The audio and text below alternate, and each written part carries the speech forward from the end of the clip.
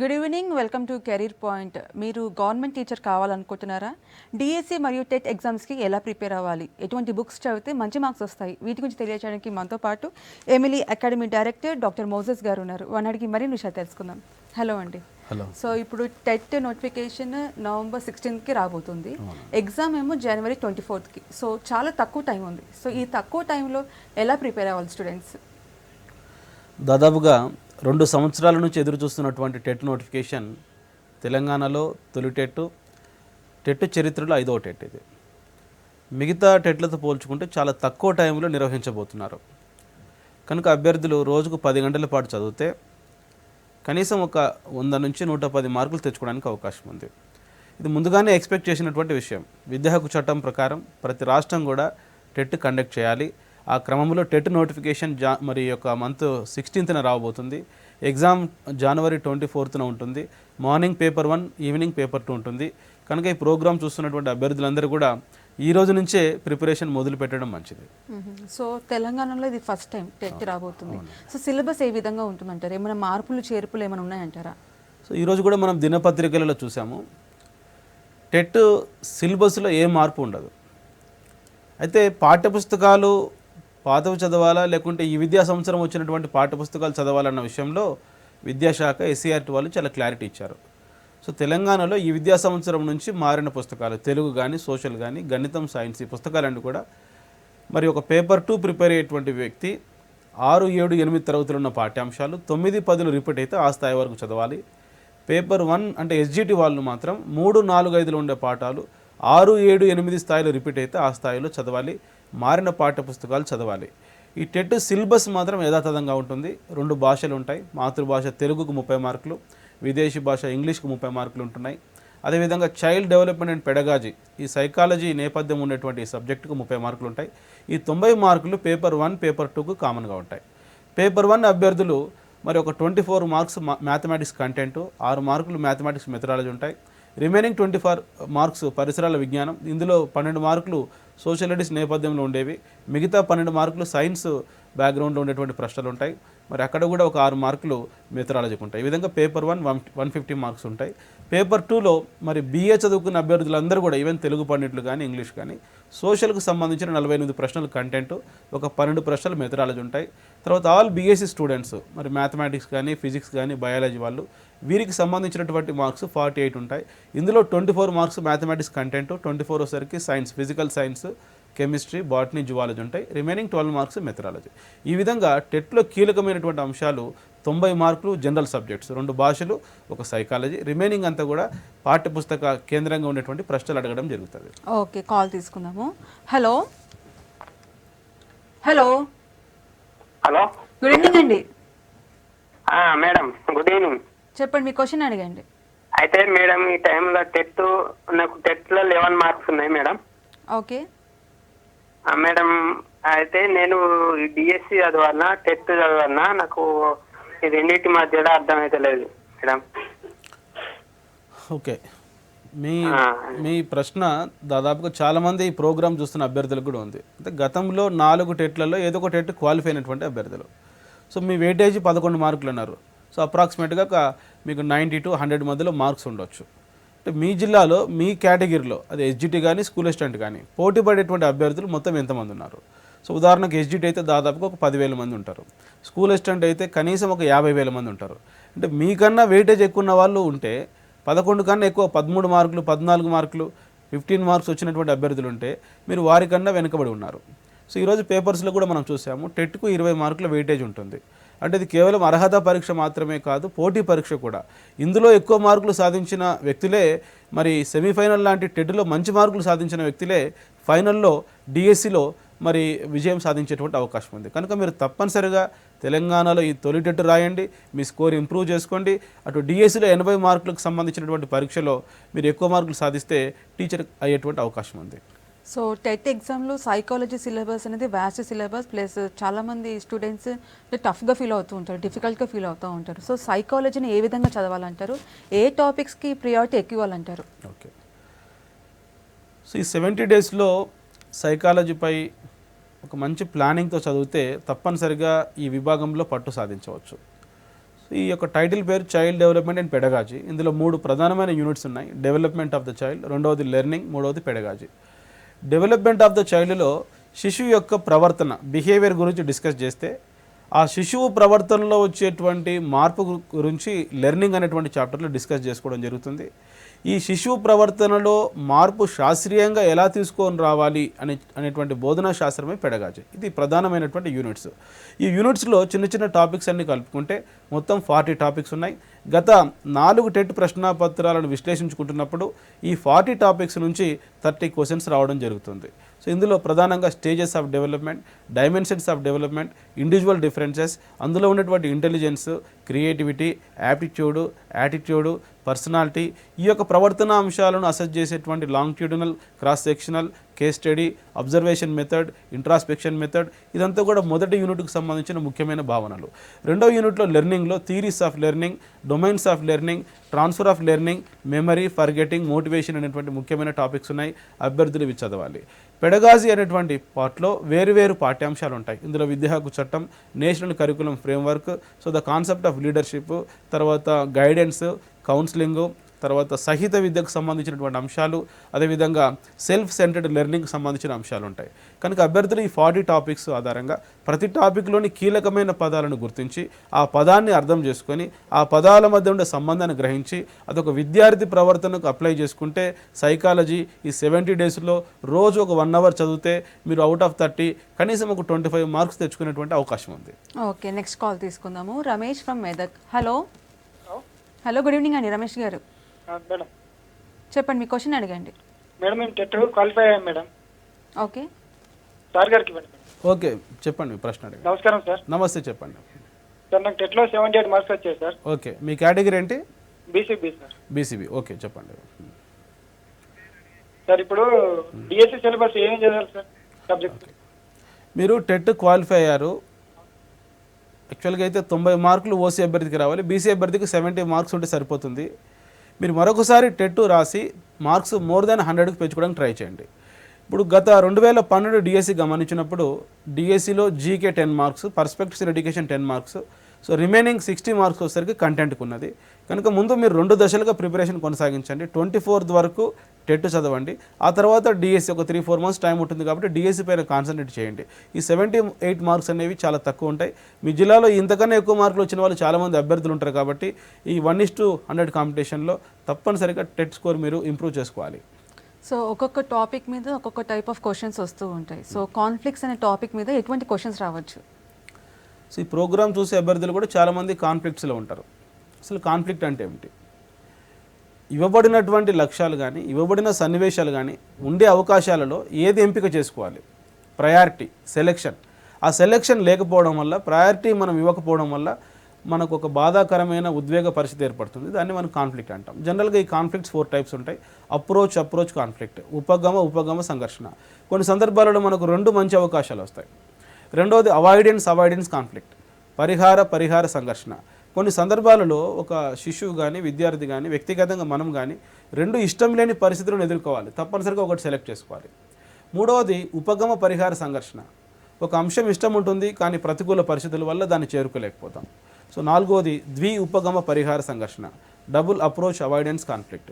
కనుక దీనిపైన గత టెట్ ప్రశ్నాపత్రాలలో ఎలా ఇచ్చారంటే, లక్ష్మణ్ అనేటువంటి విద్యార్థికి తాను ఎంతగానో ఇష్టపడేటువంటి యుఎస్ఏలో సాఫ్ట్వేర్ ఇంజనీర్ ఉద్యోగం వచ్చింది. అయితే ఇంటి దగ్గర ఉన్న తన తల్లిదండ్రులను వదిలి వెళ్ళాలని ఇష్టం లేదు. ఇక్కడ ఒకటి అనుకూలం, మరొకటి ప్రతికూలం. ఈ చెప్పిన ఈ 4 అంశాలలో 2 ఇష్టం ఉంటే ఉపగమ, 2 ఇష్టం లేకుంటే పరిహార, ఒకటి ఇష్టం ఉండి మరొకటి ఇష్టం లేకపోతే ఉపగమ పరిహార, అనేక అనుకూల ప్రతికూల అంశాల మధ్య నిర్ణయాలు తీసుకోలేకపోతే ఉపగమ పరిహార సంఘర్షణ. ఇక్కడ ఆన్సర్ ఏమవుతుందంటే ఉపగమ పరిహార సంఘర్షణ, అప్రోచ్ అవాయిడెన్స్ కాన్ఫ్లిక్ట్. అట్లనే ఒక విద్యార్థి 10th తర్వాత ఎంపీసీ చేయాలా, బైపీసీ చేయాలా, 2 ఇష్టమే. ఇది ఉపగమ సంఘర్షణ. ఒక విద్యార్థికి ఉద్యోగం వచ్చింది, దూర ప్రాంతంలో ఉద్యోగం వచ్చింది. మరి ఆ దూర ప్రాంతంలో ఉద్యోగం చేయాలని లేదు, ఉద్యోగం అక్కడ ట్రాన్స్ఫర్ కాకపోతే మరి రిజైన్ చేయడం కూడా ఇష్టం లేదు. 2 ఇష్టం లేని విషయాలు. రాజుకు ఉదయాన్నే క్రికెట్ ప్రాక్టీస్ చేయాలని ఇష్టం ఉండదు, ఓడిపోవాలని ఇష్టం ఉండదు. ఈ పరిస్థితుల్లో ఆ విద్యార్థులు ఎదుర్కొన్నటువంటి సంఘర్షణ పరిహార సంఘర్షణ. ముందు నుయ్యి వెనుక గొయ్యి అంటాం, అటువంటి సంఘర్షణ పరిహార సంఘర్షణ. కనుక అభ్యర్థులు ఈ భావన చదివేటప్పుడు మల్టిపుల్ చాయిస్లో 4 ఆప్షన్స్ ఇస్తాడు. సో దీంట్లో 3 డిస్ట్రాక్టర్లు ఉంటాయి, ఒకటి రైట్ ఆన్సర్ ఉంటుంది. కనుక ఈ భావనలపైన పరిచయం ఏర్పరచుకోవాలి. Approach 2 కావాలనుకోవడం, avoidance 2 వద్దనుకోవడం. చాలా సింపుల్ టాపిక్ ఇది. ఇట్లాంటి టాపిక్స్ ఒక 40 టాపిక్స్ ఉంటాయి. ఆ విధంగా సైకాలజీలో మీరు అధ్యయనం చేయడం వల్ల కనీసం 30కి ఒక 25 to 28 మార్క్స్ సాధించవచ్చు. ఓకే, సో చాలామందికి టీచింగ్ ఫీల్డ్ అంటే చాలా ఇంట్రెస్ట్ ఉంటుంది, అందుకే టీచర్స్ అవుతూ ఉంటారు. సో టెట్ క్వాలిఫై అయిన టీచర్స్కి నార్మల్గా ప్రైవేట్ జాబ్ చేసుకునే టీచర్స్కి డిఫరెన్సెస్ ఎలా ఉంటాయి? చాలా మంచి ప్రశ్న అండి. ఈ ప్రోగ్రామ్ చాలామంది ప్రైవేట్ స్కూల్ టీచర్స్ కూడా చూస్తూ ఉంటారు.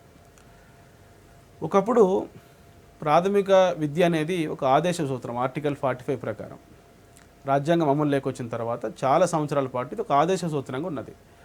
అయితే 2002లో జరిగిన 86వ రాజ్యాంగ సవరణ ద్వారా ప్రాథమిక విద్య ప్రాథమిక హక్కు అయింది. అది ఆగస్టు 29న రాష్ట్రపతి కేంద్ర ప్రభుత్వం ఆమోదం పొందింది 2009లో. 2010 ఏప్రిల్ 1 నుంచి దేశవ్యాప్తంగా అమలులోకి జరిగింది. ఇందులో ఉండేటువంటి సెక్షన్ 23 నుంచి 30 వరకు ఉండే నిబంధనలన్నీ కూడా టీచర్స్ సర్వీసెస్కు సంబంధించిన నిబంధనలు. దాంట్లో ప్రకారం 23 సబ్సెక్షన్ 1 ప్రకారం దేశంలో ఎవరైనా ఉపాధ్యాయ వృత్తి చేపట్టాలంటే వారు అర్హత సాధించాలి. ఒక అర్హత ఏంటంటే సిబిఎస్ఈ కండక్ట్ చేసేటువంటి సీటెట్, జాతీయ స్థాయిలో ఏదైనా సిబిఎస్ఈ పాఠశాలలు కానీ ఐసిఎస్ఈ మరి బోధించేటువంటి పాఠశాలలు కానీ even Cambridge university syllabus affiliated schools కానీ టీచర్ కావాలంటే సీటెట్ క్వాలిఫై కావాలి. అదేవిధంగా ప్రతి రాష్ట్రంలో ఉండేటువంటి జెడ్పీ స్కూల్స్ కానీ మండల ప్రజాపరిషత్ స్కూల్స్ కానీ 8th క్లాస్లోగా ఉండేటువంటి స్కూల్స్లో టీచర్ కావాలంటే తప్పనిసరిగా టెట్ క్వాలిఫై కావాలి. కనుక దీనికి ఒక గరిష్ట పరిమితి 5 సంవత్సరాల సడలింపు ఇచ్చింది. అంటే 2015 వరకు ప్రైవేట్ స్కూల్స్ టీచర్స్ కూడా సడలింపు ఉంది. ఇప్పుడు ప్రతి టీచర్ కూడా టెట్ క్వాలిఫై అయితేనే అపాయింట్మెంట్ ఇవ్వాలి, గవర్నమెంట్ స్కూల్ కానీ ఈవెన్ ప్రైవేట్ స్కూల్స్ కానీ. టెట్ క్వాలిఫై అయితే ప్రైవేట్ స్కూల్స్ యాజమాన్యాలు కూడా మంచి రెమ్యునరేషన్ ఇవ్వడం జరుగుతుంది. కనుక ఈ ప్రోగ్రామ్ చూసేటువంటి అభ్యర్థులు ఏదో డిఎస్సి దృష్ట్యా టెట్ రాయడం కాదు, బిఎడ్ డిఎడ్ అయిపోతే ఈ సర్టిఫికెట్ అనేటువంటిది ఉండాలి. దీనికి 7 సంవత్సరాల వ్యాలిడిటీ ఉంటుంది. సో దీనివల్ల అదనపు వేతనం అనేది లభిస్తుంది. ఒకవేళ టెట్ క్వాలిఫై కాకపోతే భవిష్యత్తులో ప్రైవేట్ స్కూల్లో జాబ్ కూడా మీకు పోయేటువంటి అవకాశం ఉంది.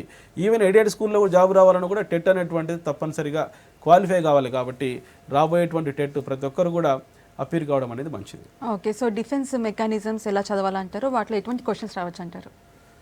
సో గత 4 టెట్ ప్రశ్నాపత్రాలను మనం విశ్లేషించుకున్నప్పుడు రక్షక తంత్రాలు, డిఫెన్స్ మెకానిజం అనేటువంటి చాప్టర్ పైన ఎక్కువగా ప్రశ్నలు అడుగుతున్నారు. ఈ రక్షక తంత్రాలను ప్రతిపాదించినది సిగ్మండ్ ఫ్రాయిడ్ అనేటువంటి శాస్త్రవేత్త, మనోవిశ్లేషణవాద పితామహుడు. ఉదాహరణకు ఈ 70 రోజుల సమయాన్ని సద్వినియోగం చేసుకోకపోతే ఒక విద్యార్థి టెట్లో క్వాలిఫై కాలేకపోయాడు. టెట్లో క్వాలిఫై కాకపోతే డిఎస్సి హాల్ టికెట్ కూడా రాదు. ఆ సందర్భంలో ఆ వ్యక్తి చాలా తీవ్రంగా ఫ్రస్ట్రేషన్కు లోనవుతాడు, పరీక్షకు ముందు యాంగ్జైటీకి లోనవుతాడు, పరీక్షకు ముందు ఒత్తిడికి లోనవుతాడు. పరీక్ష తర్వాత మరి టెట్లో క్వాలిఫై కాని వ్యక్తి తన తప్పును మరి వేరే వ్యక్తికి ఆపాదిస్తే అది ప్రక్షేపణం. ఆ తప్పుకు అసలు కారణం కాకుండా వేరే కారణం చెప్తే హేతుకీకరణం, రేషనలైజేషన్. ఏముంది, టీచర్ జాబ్కు జీతం తక్కువ అందుకే క్వాలిఫై కాలేదు. ఒకవేళ తన తండ్రి అతన్ని దండించినప్పుడు కోపాన్ని తండ్రి మీద కాకుండా చెల్లి మీద చూపిస్తే విస్థాపనం, డిస్ప్లేస్మెంట్. అదేవిధంగా బాధను బలవంతంగా మర్చిపోతే రెప్రెషన్, దమనం. అదేవిధంగా మరి వాస్తవ ప్రపంచాన్ని మరిచి ఊహా ప్రపంచంలో విహరిస్తే ఫాంటసీ, స్వైరకల్పన. ఈ రంగం మారి వేరే రంగంలో సక్సెస్ అయితే పరిహారం. మరి తన ఫ్రెండ్ సాధించేటువంటి విజయాన్ని తన విజయంగా భావిస్తే తాదాత్మీకరణం. ఈ విధంగా రక్షక తంత్రాలు అంటే నిత్య జీవితంలో మనం వాడేవే. ఈ రక్షక తంత్రాలు ఎందుకు వాడతారు? తప్పును ఒప్పుకోకుండా, తప్పించుకోకుండా, మన ఈగో కాపాడుకోవడం కోసం మనం చేతనంగా అచేతనంగా చేసే పనులే డిఫెన్స్ మెకానిజమ్స్. సో సైకాలజీలో ఇట్లాంటి పదాలు ఒక 500 పదాలు ఉంటాయి. ప్రతి పదంకు అర్థం తెలుసుకొని ఈ రక్షక తంత్రాలలో మరి ఒక విద్యార్థికి సందేహం వస్తుంది. సార్ ఇప్పుడు ఒక ప్రశ్న ఉంటుంది, ఒక ఉపాధ్యాయుడు ప్రధానోపాధ్యాయుడి మీద కోపాన్ని విద్యార్థులపై చూపాడు. ఇది రేషనలైజేషన్ అవుతుందా, విస్థాపనం అవుతుందా, ప్రక్షేపణం అవుతుందా? కోపాన్ని పరోక్షంగా చూపితే విస్థాపనం, తన తప్పును వేరే వాళ్ళకు ఆపాదిస్తే ప్రక్షేపణం, తప్పుకు అసలు కారణం కాకుండా వేరే కారణం చెప్తే హేతుకీకరణం. అందుకే ఒక సామెత ఉంది, సోర్ గ్రేప్ మెకానిజం, అందరినీ ద్రాక్ష పళ్ళు పుల్లన.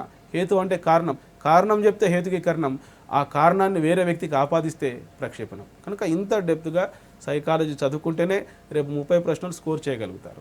ఓకే, నెక్స్ట్ కాల్ తీసుకుందాము. Raju from Karimnagar. Hello hello madam. Raju గారు, గుడ్ ఈవినింగ్ అండి.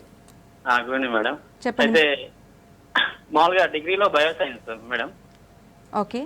ఆ డిగ్రీ బయోసైన్స్ తర్వాత బిఏలో కూడా first method biology, second method Telugu. Okay. అయితే తెలుగు స్కూల్ అసిస్టెంట్ తర్వాత తెలుగు గ్రేడ్ 2 రాసుకోవాలంటే టెట్లో ఏముంటాయి సిలబస్? ఓకే, ఇప్పుడు మీకు మండే మీకు జీవో రిలీజ్ అవుతుంది ఈ టెట్కి సంబంధించి. బీఎస్సీ చదివిన ప్రతి అభ్యర్థి కూడా సైన్స్ నేపథ్యం ఉండే సబ్జెక్ట్స్ ఎంపిక చేసుకోవాలి. మీకు కంటెంట్కి సంబంధించి సైన్స్ అడుగుతారు. ఈవెన్ నువ్వు తెలుగు చేసి ఎంఏ తెలుగు చేసినా తెలుగు పండిట్ కావాలంటే నీ గ్రాడ్యుయేషన్ బట్టి టెట్ సిలబస్ ఉంటుంది. దీనిపైన మరింత క్లారిటీ కోసం మీరు మండే వరకు వెయిట్ చేయండి. సో ఎనీ కాంపిటేటివ్ ఎగ్జామ్ వస్తుంది అనగానే మార్కెట్లో బోల్డ్ అన్ని బుక్స్ దొరుకుతాయి.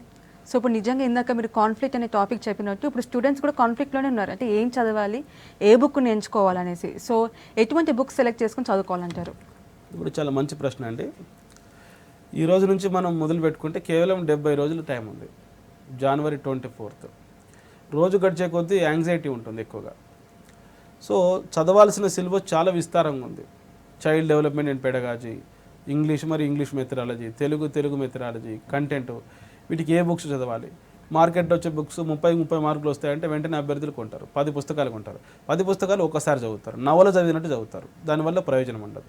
నిన్న మనం చెప్పుకున్నట్లు మరి 10 పుస్తకాలు ఒక్కసారి చదవకుండా ఒక్క పుస్తకం 10 సార్లు చదవాలి.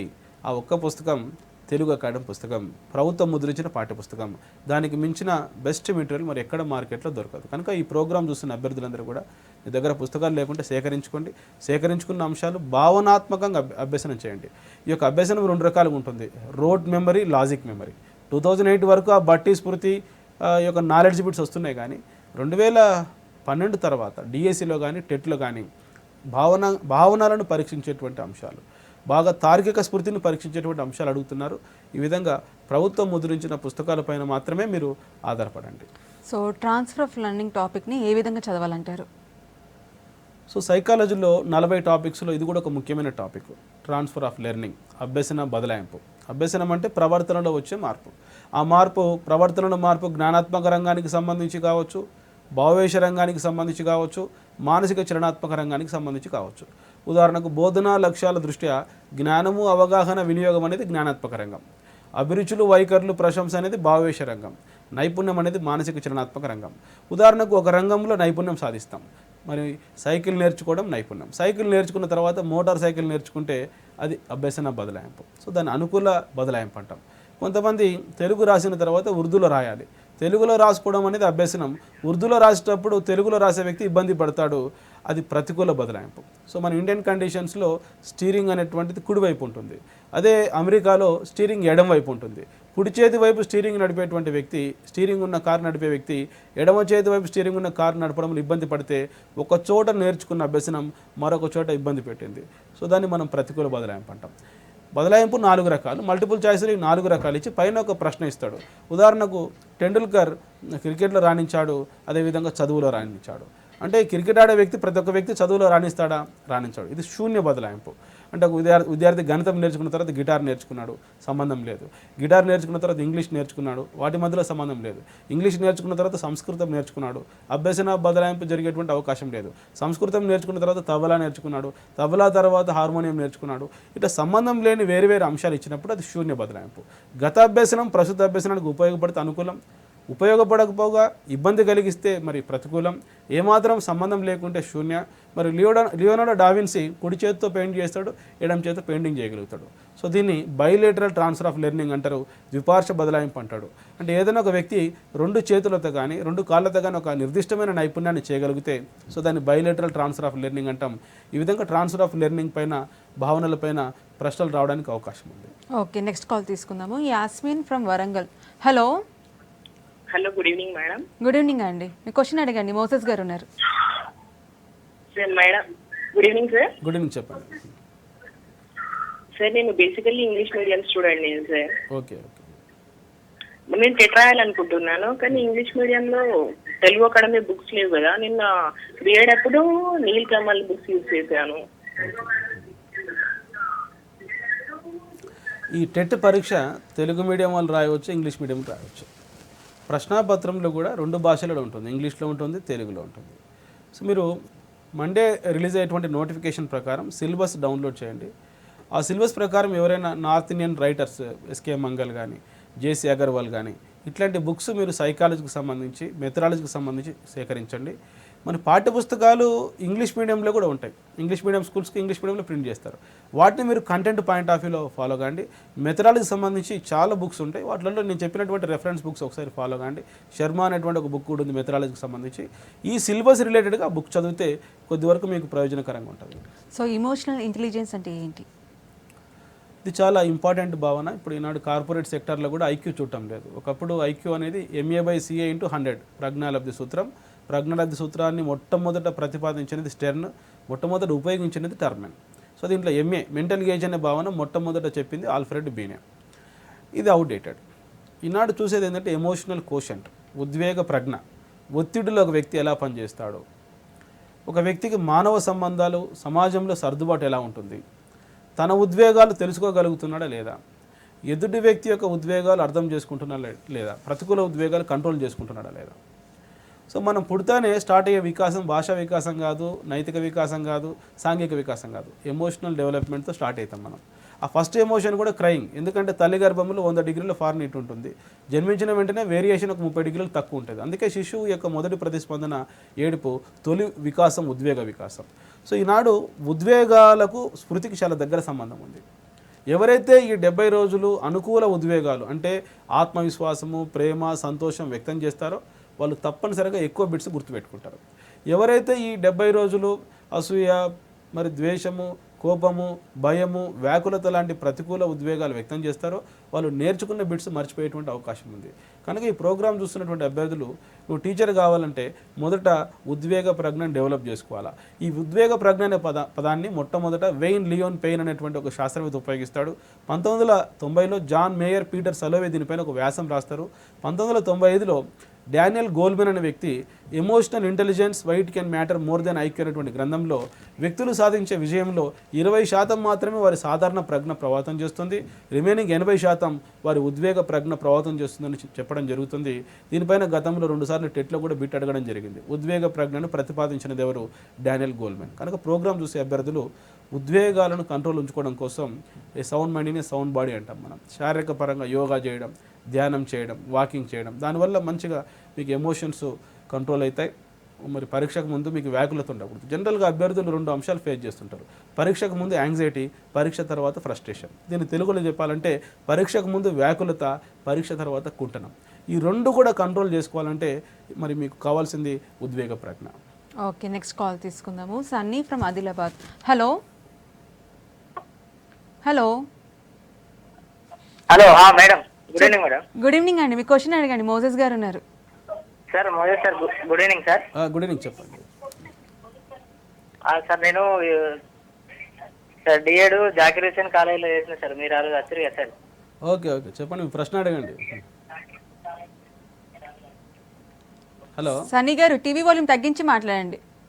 అయితే మేడం సార్, అప్పుడు నేను టెట్ కోచింగ్కి వెళ్ళలేదు సార్. Okay okay. అయితే సార్ కొంచెం మ్యాథ్స్ ప్లస్ సైకాలజీ బాగా ప్రాబ్లం ఉండే సార్. Okay okay okay. అయితే ఇప్పుడు కూడా సేమ్ ఒక 120+ స్కోర్ చేద్దాం అనుకుంటున్నా సార్. అయితే మరి కోచింగ్కి వెళ్ళి ప్రిపేర్ కామంటారా లేకుంటే ఓన్గా ప్రిపేర్ కామంటారా సార్? ఓకే, ఇది తొలిటెట్ కాబట్టి ప్రశ్నాపత్రం కఠినత స్థాయి ఎట్లుంటుందో తెలియదు. ఒకవేళ మీరు 120 కాకుండా బిలో 90 స్కోర్ చేశారనుకోండి, కనీసం డిఎస్సి హాల్ టికెట్ వచ్చే అవకాశం కూడా ఉండదు. కనుక నీపై నీకు నమ్మకం ఉంటే ఇంటి దగ్గర ఉండి ప్రిపేర్గా. నువ్వు డిఎడ్ అభ్యర్థి కాబట్టి 1:10 కాంపిటీషన్ ఉంటుంది. అంటే 9 మందికి తెలియని బిడ్స్ నువ్వు తెలుసుకోగలిగితే చిన్న వయసులో దాదాపుగా 30,000 రూపాయల శాలరీ తీసే అవకాశం ఉంటుంది. కనుక ఈ 70 రోజులు నువ్వు ఇంటి దగ్గర ఉంటే నువ్వు సెల్ఫ్ లెర్నింగ్, మామూలుగా జ్ఞానం అనేటువంటిది ఎట్లా వస్తుంది అంటే 4 అంశాల ద్వారా వస్తుంది. మొదటిది అభ్యర్థి తనంతట తానుగా చదువుకోవడం, రెండవది చిన్నప్పటి నుంచి అతను చూసినటువంటి అనుభవాలు, మూడవది ఒక మంచి ఫ్రెండ్. ఈనాడు గ్రూప్ 1 ఉద్యోగం ఎవరికి వస్తుంది? సివిల్స్లో IAS IPS ఎవరికి వస్తుంది? ఒక రూమ్లో గ్రూప్గా చదువుకోవడం వల్ల వస్తుంది. అందరికీ ఒకటే రూమ్లో. ఇప్పుడు IAS టాపర్ ఒక ఫిజికల్ హ్యాండిక్యాప్డ్ పర్సన్ మన కంట్రీలో, ఆమె రూమ్మేట్స్ వల్ల రూమ్మేట్స్ అందరికీ కూడా జాబ్ వచ్చింది. కనుక మీరు గ్రూప్గా చదువుకోవాలా. నాలుగోది ఒక మెంటర్ లేక ఒక గైడ్, ఇప్పుడు ఒక కోచింగ్ ఇచ్చేటువంటి టీచర్, మీకు తెలియని భావనలు వాళ్ళ దగ్గర నివృత్తి చేసుకోవచ్చు. కనుక నా సలహా ఏంటంటే కొంచెం ఆర్థిక పరంగా కష్టంగా ఉన్నప్పటికీ కూడా కోచింగ్ తీసుకుంటే మీకు కొద్ది వరకు ఉపయోగం ఉంటుంది. నో పెయిన్స్ నో గెయిన్స్ అంటారు కాబట్టి తప్పదు. మనం భౌతికంగా, ఆర్థికంగా, సమయపరంగా వెచ్చించినప్పుడే మనకు కొన్ని ప్రతిఫలాలు అనేవి వస్తాయి. ఓకే, సో ఇది తెలంగాణలో ఫస్ట్ టైం టెట్ రాబోతుంది. సో అందరికీ ఇప్పుడు ఏంటి టెన్షన్ అంటే క్వశ్చన్ పేపర్ ఏ విధంగా ఉంటుందనేసి. సో సైకాలజీ సబ్జెక్ట్ టఫ్, దాంట్లో ప్రిన్సిపల్స్ ఏ విధంగా అడుగుతారు అంటే డైరెక్ట్గా అడుగుతారా, లేదంటే ఒక సిచ్యువేషన్ ఇచ్చి ఏ ప్రిన్సిపల్ నువ్వు ఇక్కడ జోడిస్తావని అడుగుతారా, ఎలా ఉంటుంది question paper? Teacher eligibility test అంటే 100 మంది ఎలిజిబిలిటీ సాధిస్తే అది ఎలిజిబిలిటీ టెస్ట్ కాదు. గత టెట్ ప్రశ్నపత్రాలను గమనించినప్పుడు పాస్ పర్సంటేజీ 40 నుంచి 50% ఉన్నది. అది జాతీయ స్థాయిలో అయితే 3%. అదే నెట్ అయితే 15% ఉంటుంది. జేఆర్ఎఫ్ నెట్ అయితే 15% ఉంటుంది. ఇంకా ఇక్కడ అదృష్టం బాగుండి 50% క్వాలిఫై అవుతున్నారు. కనుక ఈ తొలి టెట్ కూడా తెలంగాణ రాష్ట్రంలో ప్రశ్నల కఠినతా స్థాయి రీత్యా ఖచ్చితంగా అందరూ క్వాలిఫై కాకూడదు, మంచి వర్తున్న క్యాండిడేటే క్వాలిఫై కావాలనే దృక్పథంతో ప్రశ్నలు అడుగుతారు. ఇప్పుడు 100 మంది క్వాలిఫై అయితే దానికి వ్యాలిడిటీ ఉండదు. మనకు మూల్యాంకనంలో ఒక పదం ఉంటుంది, వ్యాలిడిటీ. ఏదైతే కొలవాలో అది కొలిస్తే దాన్ని వ్యాలిడిటీ. కాలేజీకి రెగ్యులర్గా పోయిన వ్యక్తి పోని వ్యక్తికి తేడా కనపడాలా, చదివిన వ్యక్తికి చదవని వ్యక్తికి తేడా కనపడాలా. ఖచ్చితంగా మరి కష్టంగా అడిగేటువంటి ఏరియాస్లో సైకాలజీ ఒకటి ఉంటుంది, మెథడాలజీ ఒకటి ఉంటుంది, తర్వాత ఇంగ్లీషు, మరి ఒకటి తెలుగు. ఈ అంశాలలో ప్రశ్నలు కఠినత స్థాయి దృష్ట్యా ఎక్కువ స్థాయిలో అప్లికేషన్ పెట్టి అడగడానికి అవకాశం ఉంది. ఇప్పుడు మీరు చెప్పారు ప్రిన్సిపల్స్ లేక థియరీస్, మరి ఎట్లా ప్రశ్నల ఫ్రేమింగ్ ఉంటుంది, మొత్తం ఎన్ని సిద్ధాంతాలు ఉన్నాయి. డెవలప్మెంట్కి సంబంధించి పియాజే సంజ్ఞానాత్మక వికాసం, కోల్బర్గ్ నైతిక వికాసం, చామ్స్కీ భాషా వికాసం, రోజర్స్ స్వీయ వికాసం, మరి ఫ్రాయిడ్ మనోలైంగిక వికాస సిద్ధాంతం, ఎరిక్సన్ సాంఘిక వికాస సిద్ధాంతం, తారండెక్ పేర్కొన్న ఎత్నోలోష్ అభ్యసనం, పావ్లో పేర్కొన్న శాస్త్రీయ అభ్యసనం, స్కిన్నర్ పేర్కొన్న కార్యసాధక అభ్యసనం, కొహ్లర్ పేర్కొన్న అంతర్దృష్టి అభ్యసనం, బండురా పేర్కొన్న పరిశీలన అభ్యసన సిద్ధాంతం, అదేవిధంగా కొత్త థియరీ వైగాట్స్కి పేర్కొన్నటువంటి సాంఘిక సాంస్కృతిక నిర్మాణాత్మక అభ్యసన సిద్ధాంతం. ఒకసారి మరి సీటెట్లు అడిగాడు, తెలిసిన వ్యక్తికి తెలియని వ్యక్తికి మధ్య ఉండే జ్ఞానం మధ్య దూరం అన్నాడు. మల్టిపుల్ చాయిస్లో 4 భావనలు ఇచ్చాడు. ఆ భావనలో ఆన్సర్ ఏంటంటే జెడ్పీడీ, జోన్ ఆఫ్ ప్రాక్సిమల్ డెవలప్మెంట్. మరొకసారి సీటెడ్ ప్రశ్నాపత్రాన్ని గమనిస్తే పెద్దలు పిల్లల జ్ఞాన నిర్మాణంలో సహాయ సహకారాలు అందించడం, ఇది ఒక కొత్త పదం ఇచ్చాడు, స్కఫోల్డింగ్. అదేవిధంగా మొన్న టెట్లో డేజావు అంటే అర్థం ఏమిటన్నాడు. డేజావు అనేది ఒక ఫ్రెంచ్ పదం. గతంలో మనం చూస్తున్న భావన ప్రస్తుతం చూస్తున్న భావన ఒకటే విధంగా ఉందని భ్రమ కలగడం.